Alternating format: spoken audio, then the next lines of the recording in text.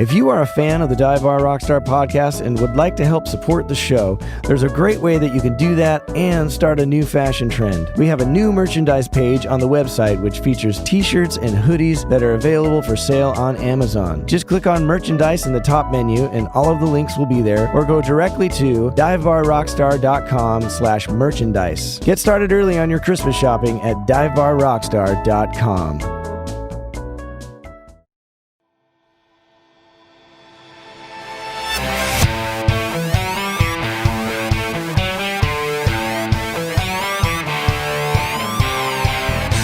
Welcome to the Dive Bar Rockstar podcast, a show exploring the lives of professional musicians of all types, touring musicians, recording artists, songwriters, engineers, bar bands, wedding bands, and anyone making their living in the music industry. Whether you've dreamed of being a professional or you already are one, this is the podcast for you. I'm your host, Eric Baines, and I hope that you not only find some entertainment here, but also some helpful tips, trade secrets, and ideas that will help you achieve your dreams.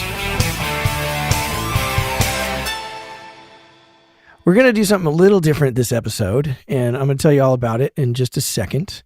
But I'm also making this episode a little shorter with the hope that maybe you will take that extra time and go to iTunes and just leave a short review, because it really helps the show get more exposure and more listeners, which will help keep me, doing the show. Because there are a certain amount of expenses and a whole lot of time that goes into making each episode. And all of that can be covered with just more listeners. So if you are enjoying the show, just stop by iTunes and tell them how you feel. And that will, move the podcast up in the search engine, maybe get us on some lists. I mean, I know we're already kind of on the list of music podcasts, but the higher it goes, the more people see it, the more visibility the show has. And if you really feel motivated, there's a couple other things you can do. Like you heard at the top of the show, you could buy a t-shirt or a hoodie on Amazon, or you can donate directly to the show. And both of these links can be found at www.divebarrockstar.com. And I also realize that we're all going through hard times right now. So if all you can do is just tell a friend, or 5 or 10 or 30 about the podcast. And please keep enjoying the episodes, because that's really the most important thing. So thanks for listening to my spiel. Let's move on with this show. So this week, I'm going to do something totally different. I'm taking a break from the usual format. On several of these episodes, the interview went really long, and in an effort to keep the show at a reasonable length, I had to, make some tricky choices sometimes and cut some of the interview. So this episode is called The Cutting Room, and it features a few of the conversations that have fallen victim to the virtual knife, if you will. So we're going to start with Eugene Edwards from episode number 19. And he still holds the record for longest interview at 2.5 hours. So if you ever run into him, just pat him on the back. And I'm calling this excerpt the Eddie Van Halen, Billie Eilish, Bing Crosby connection. So here we go. So Eddie Van Halen has just died. And I know, although you play country music, I don't think you can be a guitar player and not have some kind of Eddie, sure. I can do, at least an opinion. I can do 15 minutes panel on Eddie. Oh, right. Because I almost had to this week. So for the Fender show that we do every Wednesday, right? Mm-hmm. The Fender Play Live. Our topic, we were set up to talk about the caged system. Right. And I wrote the script. I'd done all this research, and it's the normal work that I normally put into an episode. And we've got a guest that's booked, and she's all up on the cage system, and she knows what she's going to play. Everything's coordinated. Mm-hmm. And then on Tuesday, we get the word that Eddie Van Halen has passed. And so then I get a call from my producer from the Fender show just saying, we kind of got a request from on high that we pivot and do something. The show tomorrow should be about Eddie. And I said, I'm good. I'll spend all night and tomorrow morning just knowing everything about the man that I possibly can. And I guess I already knew a lot. Right. By proxy of being a kid who was learning guitar in the 80s. Right. Long story short, they decided not to do it about Eddie. We couldn't get a guest. Anybody we were reaching out to knew Eddie personally, and they just couldn't imagine being on air Wow. the next day. I get it. I get it. So then we kind of took a breath into the Cage system anyway. But of course, he's been in my head. And I learned guitar in the 80s as a kid. And it wasn't really the style that I wanted to know. It wasn't the style that spoke to me, but you had to try. You had to know it, because if you, in the 80s, if you said I play guitar, it's kind of what somebody was expecting to hear at some point. Right. And I point to there's, in terms of, again, I feel like we're just trying to explain to younger people exactly what's the big deal. Because to them, we're actually saying, wow, it's just been a really heavy day because the world's greatest typewriter repairman just passed away. Right. And that's harsh sounding to anybody, age 50 and above. Right. But it's just a fact. So, but how dominant was he? So in the movie Back to the Future, there's not one, but there's two references. Wow. Right. He's got, he goes back in time and he has to, he's trying to trick those kids into thinking he's from the future. So he dresses up in the thing, and he has a boombox, and there's a cassette tape, and it says Van Halen on it. And it's not even Van Halen music, but it's that style. And it, it just proves, and kids in the 50s are like, what the, oh my God. Yeah. And then you cut to the final scene with the Johnny B. Good scene. And they've got to sort of show that there's a difference. Well, this is what guitar was in 1955. And then how do you signify what it is in 1985? And he does two-handed tapping and tremolo picking, and there you go. That's, if you had to end it, and they made that movie for the masses. Yeah. And they needed to make a guitar reference that the masses would recognize. Yeah. You have to go with Eddie Van Halen. Yeah. Now, the other interesting thing, and I was reminded of something happened maybe a year or two ago, which I really loved. There was a moment where it came to light that Billie Eilish simply didn't know who Van Halen was. Right. I forgot about that. Which, by the way, means that she was asked. Right. Billie did not wake up one morning, take a wooden spoon and hit a trash can lid and say, listen up, everybody. I don't know. Like, that doesn't, it means somebody was trying to get a viral moment or clickbait. Right. And they got it. Right? Absolutely. Billie Eilish doesn't know who Van Halen is. So Eddie's son, Wolfgang, does something that it just made him my favorite person on the planet. And I don't even know this guy. And I think he went to social media and said, hey, all Billie Eilish fans, there was this band called Van Halen. Check them out. They were awesome. And I'm really excited for you to discover this stuff. Right. Hey, all Van Halen fans. There's this new artist named Billie Eilish, and she's incredible. Please check her out. I'm so excited for you that you're going to discover this new music. Yeah. And I thought, was that so hard? Right. And he just put that fire out right away. Just shamed everybody. He's like, what are you trying to do with this, with dividing? Why does everything have to be a fight? This is interesting because David Lee Roth mentioned this recently in an interview about a couple of years ago. He'd said how, they came up playing clubs, and they knocked around LA for quite a while. It looked like for a while they were going to be the local band that was never going to get out. Right.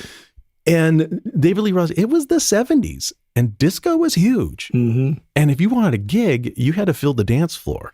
So by the grace of the rhythm section, they were able to work. And he said, if that first record, a lot of those early hits of ours, they all fit in that disco BPM. They're in a range. Right. And compared to the previous heavy rock bands, or heavy metal bands, if you will, these guys smiled. They looked like having a lot of fun up there. Yeah, oh my They were more melodic. Yeah.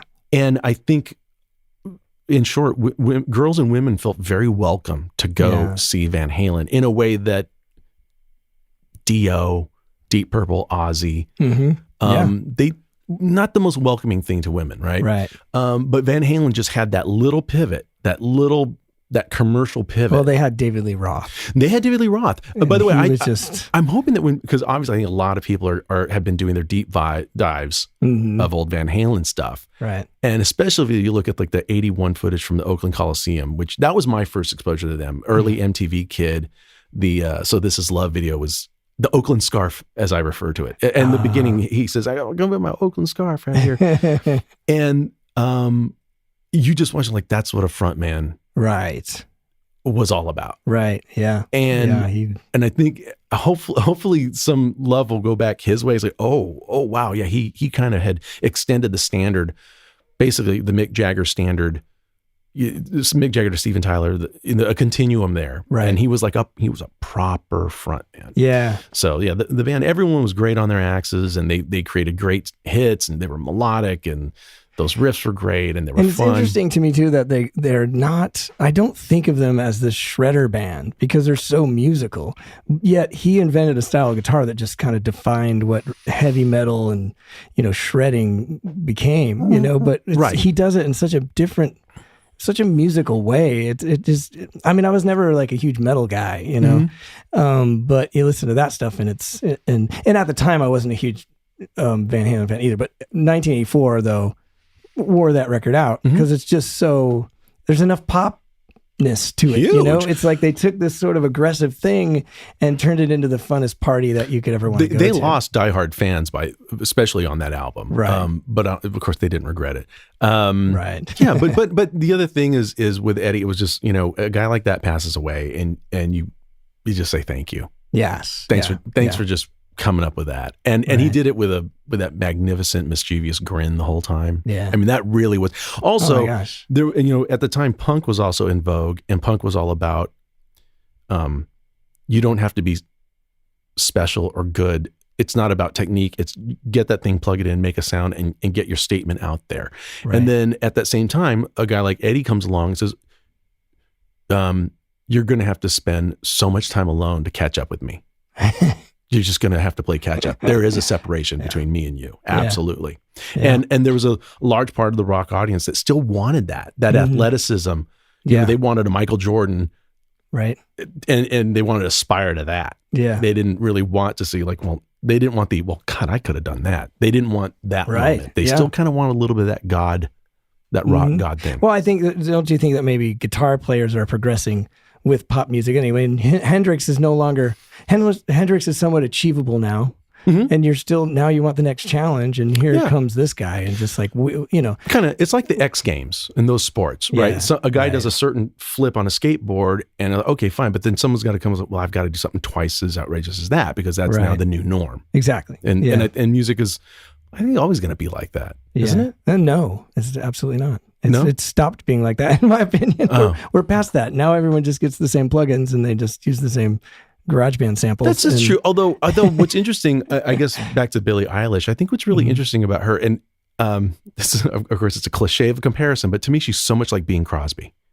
Oh, okay. Because so she and her brother clearly have access to the exact same technology as most average income folks would have, right? Right.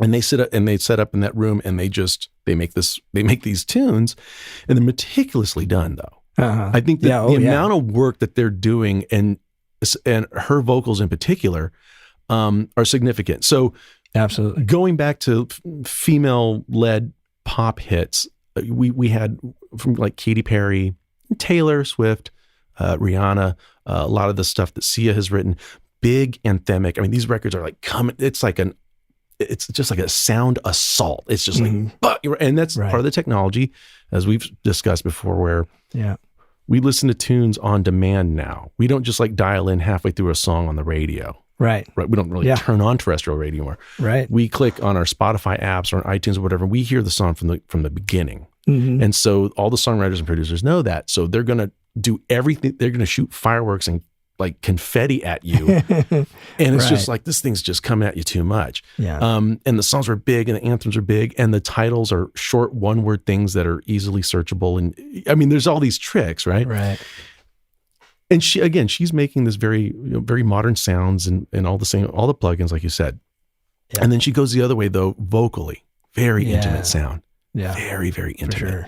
And she layers them. And now it feels like a very inward teenage girl expressing her thoughts, which is what it is. Right. And of course, there's a huge population of music listeners that were aching for that. They didn't want to be, and this is not to detract from the other artists I'm talking about, but I'm just saying, like, having Katy Perry literally roaring at you, like that record's just roaring at you, which is its appeal. Right. But like everyone's ears needed a bit of a break, or kids' ears needed a break from that. And here comes Billie Eilish. Yeah. In the same way that Bing Crosby My modern references again. I can't wait. Yeah. This is going to be amazing. So, at that time, in Crosby's time, though, to be a singer, Caruso, Rudy Valley, Al Jolson, and these guys, they made their trade in these vaudeville theaters, no microphones. So you had to sing crazy loud, operatic loud, like proper opera singers do. And that's what it meant to be a professional singer. And then I guess the ribbon mic comes along. The RCA ribbon mic specifically, and Bing's a young singer who comes up right at that same time. And so he learns how to sing very quietly and very intimately. And so there's just that generation of music listeners. All of a sudden, again, he's not screaming at me. Right. He sounds like he's got the gig. Right. Right. And so people just felt very, very close to this guy. Right. Because of his singing style. And everything pivots. Now everyone has to innovate and learn how to do that. Right. And Jolson just disappears. Rudy Valley disappears. Gone. Yeah. There was a new technique that was now necessary. And that to me, that's why Billie is like my Bing Crosby of the 21st century. I like it. Next, I'm going to play a whole entire song. Like we usually do little segments on this show when it's appropriate of songs, but this time I want to play the whole thing. Michael Bluestein, who was featured in episode number 9, has a new single out called Say Goodbye, which is available on all streaming services, and there's a video on his YouTube channel as well. It also features Claire Riley Rowe on vocals. So check that out, but that's not what I want to play. I want to play another song that he wrote, and it's called Why Corona. We talked about it on his episode, but never played it. And he wrote it in the beginning of the pandemic, and I don't think at the time any of us had any idea that it would be this serious and we'd be out of work this long. It's been completely devastating to the music community, including crew people and touring staff, like tour managers, merch handlers, and bus drivers. So I just wanted to give a big shout out to all of those people and everyone in the music industry. So I hope you enjoyed this song. Oh my Corona, got its hooks in me. Not Sharona, I'm all alone. My Corona got me quarantined. It's getting colder. I'm all alone. My Corona, I'm down on groceries. Let me show you, it's the same all over. And it's getting worse every day. Why Corona? And oh my God, do I pray. Why Corona? And I can't wait till we say bye Corona. Oh, my Corona. Italian tragedy, Pompeii to Roma, up to Verona. My Corona. France to Germany, just like they told you, you gotta be a soldier. And it's getting worse every day. Why Corona? And oh my God, do I pray. Why Corona? And I can't wait till we say bye Corona. Oh.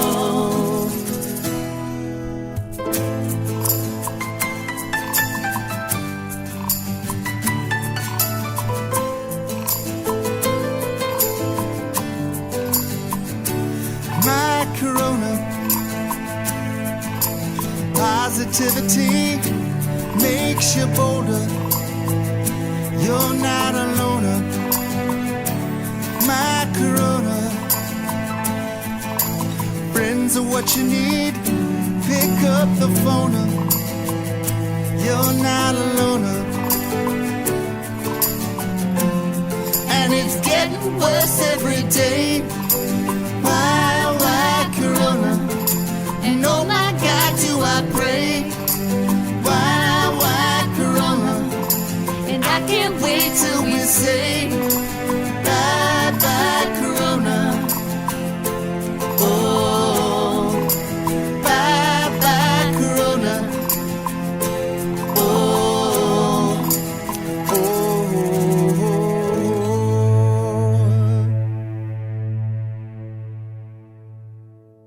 In this next segment, Bernie Dresel and I talk about playing with smooth jazz piano player Keiko Matsui and how singers have an advantage in an instrumental world. This was cut from episode number 3, if you want to check it out. And I do apologize for the subpar internet sound that we're so accustomed to here in our pandemic world. Well, we didn't talk about Keiko Matsui, actually, and it's funny that you bring up Jonathan, because Jonathan got the Kimmel show just as I was getting the Keiko gig, and then Jonathan left and you came on. So for my first full-time being the permanent Keiko person, me and you were on that gig together, and it was just a total pleasure.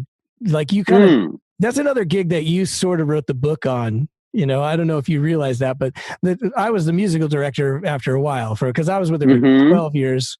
I didn't mean to, I don't mean to one up you or anything. You were with her 7 years, but I was there a lot longer. I guess you one up me. I think you're the second longest member of the band.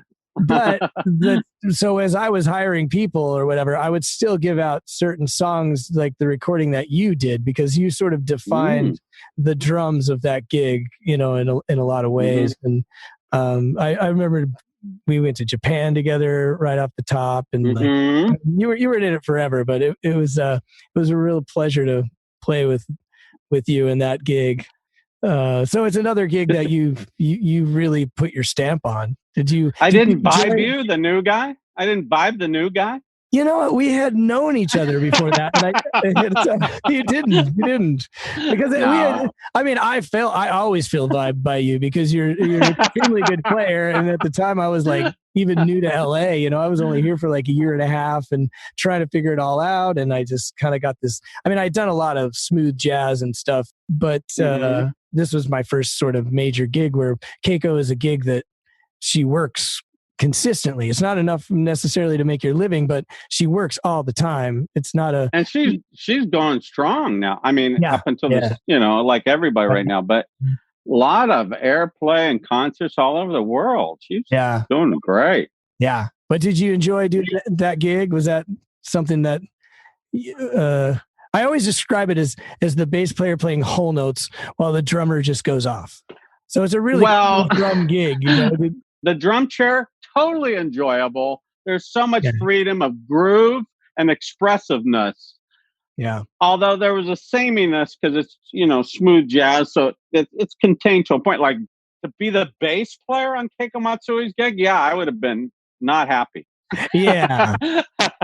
Because it's about the drums and Keiko. Right. And the bass is almost like the drummer in a way in a lot of bands where you're just the foundation in a way. Yeah. You're an important foundation because there'd be bass players that did not play that gig well. Right.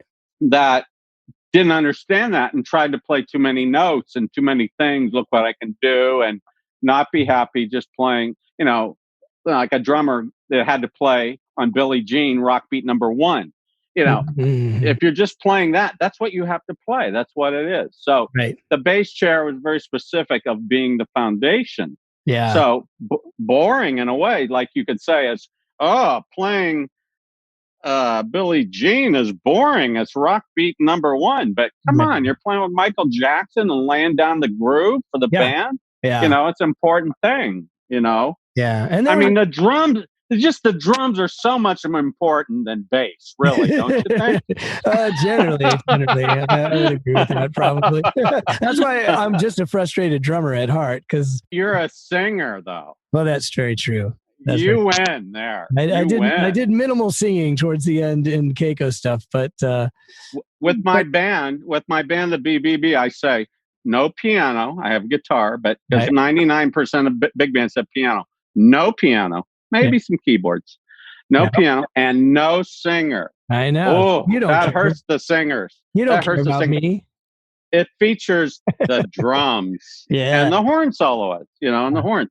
Yeah. But yeah, a lot of, it really is all about vocals and drums. Come on, tribal and the human voice that connects with people. Yeah. Oh yeah. It really, for sure. come on. Yeah. No, that's true, man. I Right? remember I used to play. I played with Greg Karukas. I think you played with Greg Karukas as well. Yes. But while I was playing with Greg Karukas, we used to do these every Wednesday. They had the Wave, the radio station, the Wave sponsored sort of a jam. It doesn't even exist anymore in Hollywood, but so every Wednesday there'd be like Mindy Abair and Peter White, and all the guys would come out and sit in. And one night, they would kill. But then one night, Jonathan Butler came, and he got up there and he sang a song, and it would just forget about it. They just tore the roof off the place because everyone was so desperate to hear vocals after all of that instrumental stuff, And all you had to do is have Jonathan Butler sing, and you're like, oh, forget about it. This is incredible. I mean, besides him being incredible, I know you want to go, Eric, but I don't have anywhere to go. I have nowhere to go tonight. Okay. I got to tell you one story. So, okay, perfect. edit something else out. Yeah. About vocals. So I played with Andy Summers from the Police, the guitarist from the Police, as a trio. Uh-huh. It was always instrumental trio. And Andy playing his tunes, meaning that for his original stuff that was not the Police, featuring the guitar as a lead instrument. So I did a lot with Jerry Watts. But then Dave Carpenter, rest in peace, Dave, he came on the band and steered Andy into doing some Thelonious Monk stuff, and I would call more jazzier than the jazz rock I was doing when Jerry was playing bass. Mm-hmm. But Dave told me, like when I left the band and Dave was still there, he said, Bernie, we would sometimes close with Murder by Numbers or Message in a Bottle. Right. Or I think it was Message in a Bottle, but one of the Police tunes, but Andy would do it instrumentally. Got you. No vocal, because people wanted to hear the Police. They didn't want to just hear Andy's original fusion tunes. Right. And they're there. Okay. So he would give them a little meat at the end with one Police tune done instrumentally. Well, Dave told me, okay, one night, probably in Europe somewhere, Italy or something, Dave stepped up to the mic and sang Message in a Bottle as they were playing it. And that he goes, wow, it was such a rush. The crowd was going nuts. They were loving what I'm doing, the vocal. Like it was just that lifted, and the voice coming in, and Dave's voice instead of Sting, still great. And then afterwards, Andy says to him, "Don't ever do that again." I think that's hilarious because Dave just experiencing it like, oh my gosh, this is the greatest thing in the world. I'm getting the adulation. I'm like Sting almost here in the setting in the small club. Yeah. And lifting it's good for the show. And then Andy goes, "Don't ever do that again." And if you know Andy, he is a great guy, great intellectual, great guy, humorous guy, but don't cross him more. Don't speak his British mind about it. Well, I won't mention any names, but I've definitely been there before. You're a vocalist and a bass player, same thing. Sometimes they realize you can sing, like, well, why don't you do it? Why don't you sing a song tonight? And that's like the last time you ever sing a song. Okay, don't do that anymore. Because it's hard to sing. I did sing on a casual once. Early on in my career, they go, that's cool. Someone said, "Do you sing?" And I'm thinking, I need the gig. Why, yes, I do. I can sing. Can you sing a few tunes? Sure. Sure. Yeah. So I got their sheet music to On Broadway. Nice. What's the Elvis tune? Wise men say. Yeah. Only fools rush. Yeah. And I forget something, a couple other tunes. So finally, and they don't need me to sing. It's a stupid casual. Like casuals are more hip now that they're like, now they're really great players, in-ears, it's tracks, it's totally slamming like a Beyonce gig or whatever. Right. Back then it was schlocky. So they go, okay, sing one now. Okay. On Broadway. So I sing On Broadway. And they kind of went, okay, that's enough. No more. And it's not because I was good. Right. That's funny. Yeah, you Although mentioned... I did sing backgrounds with Setzer with the trio. Sometimes, like even on the damn Tonight Show, I'm singing national TV at 12:25 backgrounds, which is hilarious to me. And there I am getting paid by NBC. Yeah. Oh yeah, you get extra for singing. That's an extra paycheck. That's the big one. Oh, I better go after that. Yeah, I mean that's a whole different scale. I'm gonna have to go try and collect on that. Yeah, man. I know. From 20 years ago.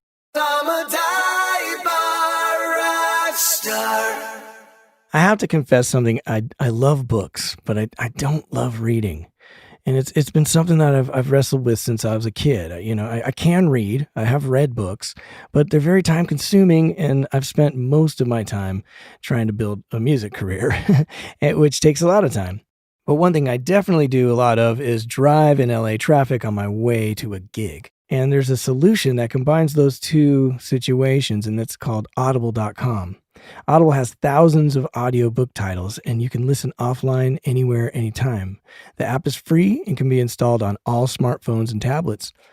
And they have just a ton of music-related titles, like All You Need to Know About the Music Business by Donald S. Passman, How Music Works by David Byrne, or Music Production Secrets by Calvin Carter. And you can get a free 30-day trial right now if you visit audibletrial.com/divebarrockstar. That's audibletrial.com/divebarrockstar.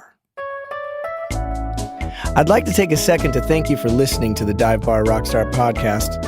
As a new podcast, getting the word out is a vital part of what it takes to keep the show on the road, or off the road, as the current case may be. If you would like to support the podcast, all you got to do is subscribe wherever you listen. And if you have an extra minute or two, please leave a review. You can also share and follow the podcast on your social media apps. Okay, enough begging. I hope you're having fun. And once again, thank you for listening. In this final excerpt, Bill Cinque from episode number 13 and I might sound a little bit like grumpy old guys talking about these kids today, but I think it's an interesting conversation. I also think every generation is talked about that way and eventually talks that way about the kids after them. And I think every generation just might be right. It might have been even today, on the drive over here, you hear something like Peter Frampton, Frampton Comes Alive from 1974, whatever that was. Yeah. Everybody my age, even if you're not a musician, you could whistle the guitar solo. Yeah. You knew every note of it. Right. Absolutely. When was the last time you heard a guitar solo? I know. I know. When was the last time somebody played like John Bonham when you had to listen to it 30 times and go, wait a minute, where is one? What did he do there? Yeah.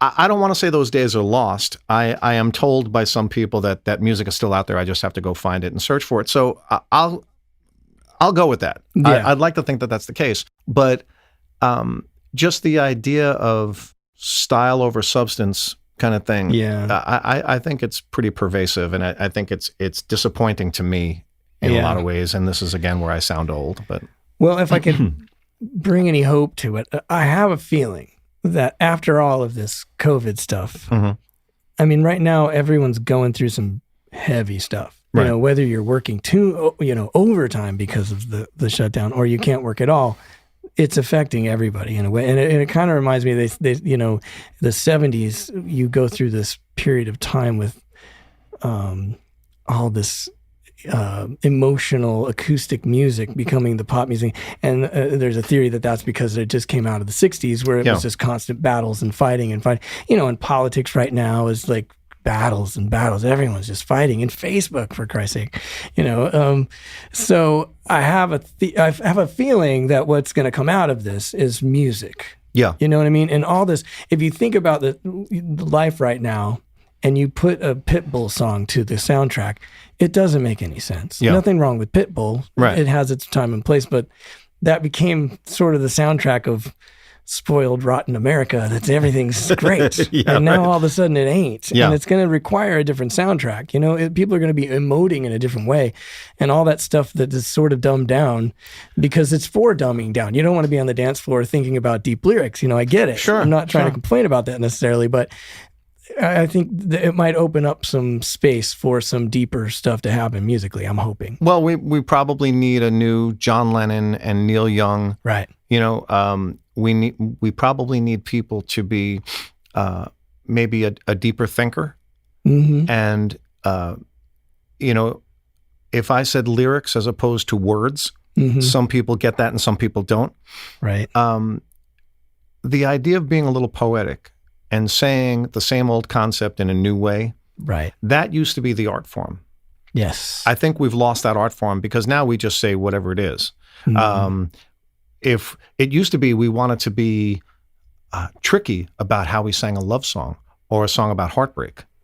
Now, you kind of spit it out and you repeat it, and you can use some foul language and you put big drums. And by the way, there's no drummer. Right. Right. There's no real music. You know, there's no real instruments on it most of the time. Yeah. So we've lost that. If we can regain any of that coming back, this is the theory of, you know, burn it down and see what grows. If you have a catastrophe, maybe that's what'll come of it. Well, it forces you to deal with heavy stuff, you know, and if you're a person who avoids that, there's no way around it right now, you know? Yeah. But it also reminds me of something that you said in another interview that I listened to in the last 24 hours. At some point, you were talking about doing something that somebody else has done, but it's always new because of your perspective. I think you were talking about public speaking or something in that interview, but what it made me think of is that used to be what made music awesome. Like there's not a whole lot of difference in a Beatles song and a Rolling Stones song necessarily, and maybe that's a bad choice of two bands, but you'll get the point. But there's different players in there, and that's what made the sound different. Right. Now it's all the same keyboards making all the same tunes. Exactly. And it's all, you know, it's all computers, and like there's the human element is taken out. So it's like everything sounds so much the same because there's no perspective. Yeah, well, it brings into to play a lot of different things because the human element, it's hard to put your finger on, and that's a good thing. Right. Right? The fact that you and I are both singing bass players, but if you and I record or play live, we don't sound the same. We're not supposed to sound the same. No. Right? So people hire you for you, and they hire me for me. Going back to my Neil Diamond days, one of the greatest producers in Nashville, my good buddy Richard Bennett, right? He's a guitar player, producer, and I remember walking into rehearsal. On the way down to the rehearsal, I was stuck in LA traffic for 3 hours, right? I was listening to an old Cat Stevens record, you know, CD in my car. Right. And yes, I do still use CDs. That's good. I walk in and I said to Richard, I said, you know, man, I got to tell you, I was just listening to this old Cat Stevens record from 1972. You know what the first thing that jumped out at me? You actually hear the fingers squeaking on the strings. When did that become a bad thing? I know. That means that there's a human being with fingers. And, you know, Richard Bennett just looked at me and said, I know, isn't that an interesting thing that even the hint of some sort of humanity, we have to squeeze out of it, right? Like that would never fly today. And you look at that and you say, how far removed are we going to get before we can go, you know, it's not even a 180, right? That would be a 360. We need to come all the way back and just kind of get back to where we can say, wow, the human voice is imperfect. Oh, yeah. Drummers, the greatest drummer in the world is not going to play like a drum machine and should not play like a drum machine. Yeah. And that goes into the writing of a song. That's not just the performing, because one of the things that I mentioned in my book, that one of the things you might have been thinking about is, I said, a band is very often defined by its limitations. Mm-hmm. You have a sonic fingerprint, as I call it. That means Bill Cinque does his thing, Eric Baines does his thing. They're both really good. A lot of people like both.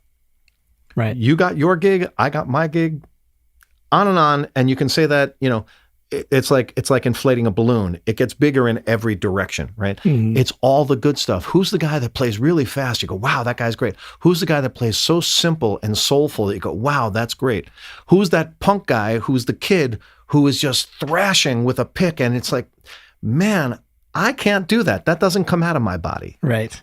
Right? That's him. That's his attitude. That's him with the nose ring and the shaved head and his anger and his angst and his hopes and his dreams and all of that stuff. Right. That's coming out of him. You can hear his tattoos on this. That's not me. So you hire him to do that.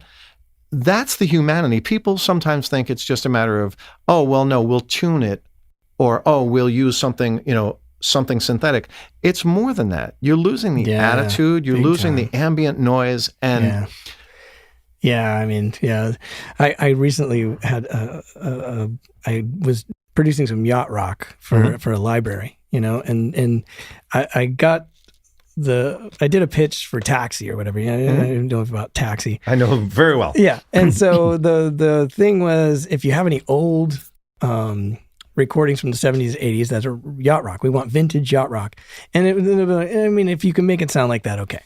So I'm like, all right. So I whip something together and I throw it, and they're like, perfect. And they send it along, and the guy's like, oh, this is awesome. So great. Hey, by the way, I know this has got to be old, but do you have an instrumental, mix of it? And I'm like, dude, I did this 2 weeks ago. Yeah. You know what I mean? So then that one went fine. And then I did like 2 or 3 others after that. And the next one I sent, he's like, well, I think you need to tune the vocals. And, I'm a decent singer. I wouldn't send anything that's out of tune, Right. And I was like, well, okay. I mean, I'll do that. I do it every day. But you wanted this vintage sound. And he's like, you know what? I'm giving it to these supervisors, and they're so used to hearing tuned vocals, and you just can't do it anymore. That's right. You just can't have it anymore. And that's a shame. And then you listen to an old Whitney Houston record, arguably one of the best singers ever lived, and she's flat. It just happens. It's what makes it human. What makes it musical. You know what I mean? Other than that, it's just, a cash register could make that sound. It's like, it's just this digital machined out thing that we're so used to now that you can't even go back. Yeah. And see, when, it's almost unfair to use terms like flat and sharp, because it is human. It's essentially like saying, no, that apple that I just picked off the tree, I had to put sugar all over it because it didn't taste right. No, that's what apples taste right. Let me break this to you. That's that's way beyond my pay grade to improve on an apple. Right. Yeah. That's nature. Yes. And some people they don't see it in that context. Yeah. And it bugs me. Yeah. It bugs me because if you take an old Stones record, with all due respect to Charlie Watts and Bill Wyman, if you put that to a click track, it doesn't stay in time, but who cares? It was the greatest band. They played, they rocked. Yeah. And so I also started to get to the point where I came to the realization that all my favorite singers, like, not that I compare to these people, but the ones that I look up to and want to be like Luther Vandross. If you hear him, if he goes off a little, which he does, I can point it out in certain regard, he's always flat. If it's ever not right, it's flat. Then you have other singers that if they're ever not right, they're sharp. And then, like, that becomes a part of their signature. It becomes a part of the way they sing that you listen to, and you don't know that that's happening, but you're like, why do I like this up-tempo song? Oh, because the guy's just pushing that note up a little bit. He's just a little sharp. Why is this song making me feel so sad? Well, because he's just on the bottom of that note. He's just a little flat. You know what I mean? It's a way of emoting that people consciously do. And you take all that out, and it's just like you say, you're taking out the humanity. It's barely music. Now we definitely are into the old grumpy, dudes. Which is why I'm so comfortable. Which is why I mean, really, I'm 1 foot from, grabbing the remote control and putting my feet up on the coffee table at this point. But So I have many more amazing guests coming up on this podcast, but I wanted to take a second and say that I have loved talking to all of these musicians, and it's been such a fulfilling way to pass the quarantine. It's also been an honor to showcase these highly skilled professionals that quietly and anonymously influence all of our lives. I think that this crazy life that we live is not something that a lot of people really choose. I might think that I chose this, but there's no way I was going to ever do anything else. And my parents can attest to the fact that I was musical from day one. So in the midst of the worst time in music history, I'd just like to dedicate this episode to everyone who is out of work and hanging on until we can all entertain again. Because at the end of the day, we just live to make other people feel good. And that's a commendable, honorable existence, I think. And I know that it's a really awkward time for hugs, but maybe you can just send a nice text to a musician today.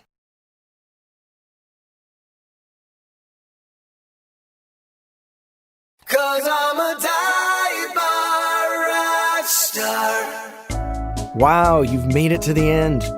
I'm hoping it's because you completely enjoyed yourself and are now filled with knowledge and inspiration to move forward with your dreams.